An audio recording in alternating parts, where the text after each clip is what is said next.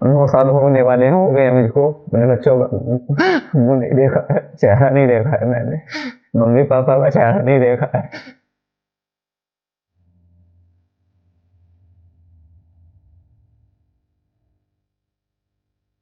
Acid attack मुझ पे 5 नवंबर 2016 में हुआ था। मैं जब सही था तो ई रिक्शा चलाता था और मैं अपने परिवार को पाल रहा था। मेरे 3 बच्चे हैं और मैं, मेरे मम्मी पापा और मेरी वाइफ, हम चलाते थे घर, अपना सब कुछ सही चल रहा था। लगभग दिन के 2 से ढाई बजे होंगे, 3 लड़कों ने हापुड़ में गुरुद्वारा चौक पड़ता है, वहाँ से मेरी ई रिक्शा को बुक किया। वहाँ जाने के बाद में उन्होंने ई रिक्शा रुकवाया और वो मेरी मजूरी छीनने लगे। 2 ढाई बजे तक जितने मैंने पैसे कमाए थे वो मेरी जेब में से छीन लिए, तो वो मेरे से लातों से पीटने लगे मुझ पर। जो पहला चाकू मेरे हाथ में लगा ये, और दूसरा चाकू उन्होंने मेरी गर्दन में मार दिया। ये जो मेरी गर्दन ये कटी हुई है ये बिल्कुल। पॉलीथीन में कुछ लेकर बैठे थे जिस टाइम मजूरी में बैठे थे, हमें नहीं पता क्या है ये। तो उन्होंने वो डब्बा खोलने के बाद मेरे ऊपर फेंक दिया उन्होंने वो। हमें पता नहीं था ये एसिड है क्या है। वो एसिड डाल के मेरे ऊपर मेरा ई रिक्शा को छीन कर वो वहाँ से भाग गए।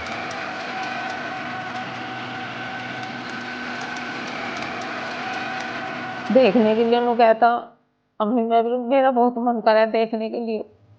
बच्चों को हाथ फेर फेर के देखता, तो कितना जी पे मलाल आता।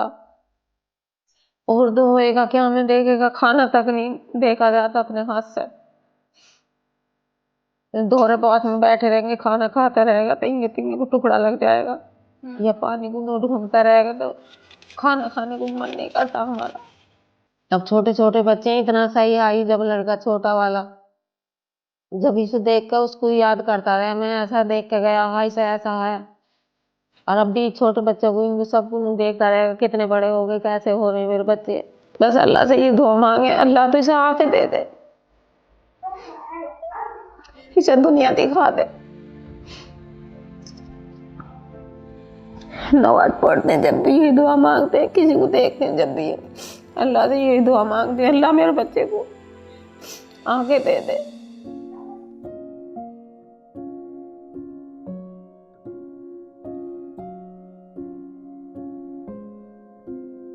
और अभी भी मेरा इलाज चेन्नई शंकर नेत्रालय से चल रहा है कि मुझे बिल्कुल नहीं दिखाई देता है, मैं ब्लाइंड हूँ।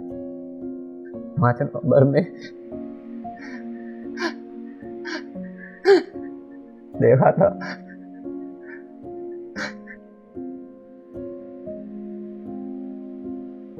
थोड़ा सा पूछा, मिलने वालों से पूछा तो उन्होंने बोला इसकी जान बच सकती है तो आप इसे आनंद हॉस्पिटल ले जाइए मेरठ, बाकी काफ़ी महंगा हॉस्पिटल है वो, आपका घर बिक जाएगा, बर्तन बिक जाएंगे।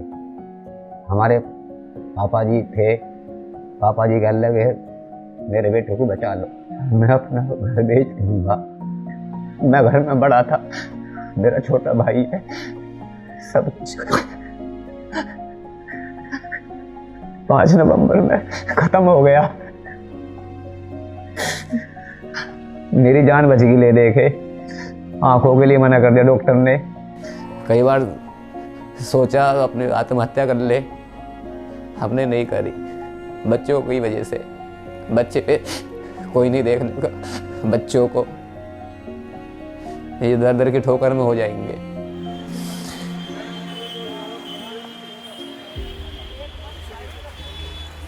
शाइन मैम जो है मेरे लिए फरिश्ता हैं। मैम ने हमारे लिए फिर राशन की व्यवस्था की, जो हर महीने का मंथली राशन कराती हैं। बच्चे नहीं पढ़ रहे थे तो फिर मैम ने एडमिशन कराया, इंग्लिश मीडियम में बच्चे आज मेरे पढ़ रहे हैं, वो शाइन मैम ने कराया है।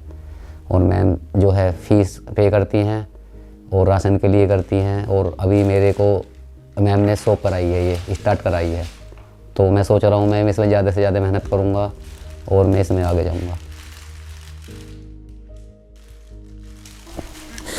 मेरी वाइफ का मेरे पे बहुत सपोर्ट रहा है और मेरी छोटी से छोटी, बड़ी से बड़ी चीज़ को मेरे को बहुत अच्छे से भाप गई है। मैं सब कुछ पता है उसको कब इसको किस चीज़ की ज़रूरत है।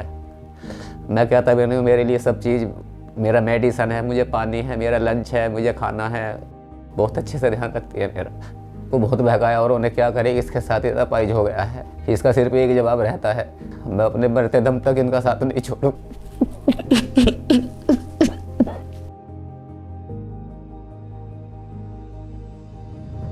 समझ में ही नहीं आ रहा था क्या हो रहा है क्या नहीं हो रहा।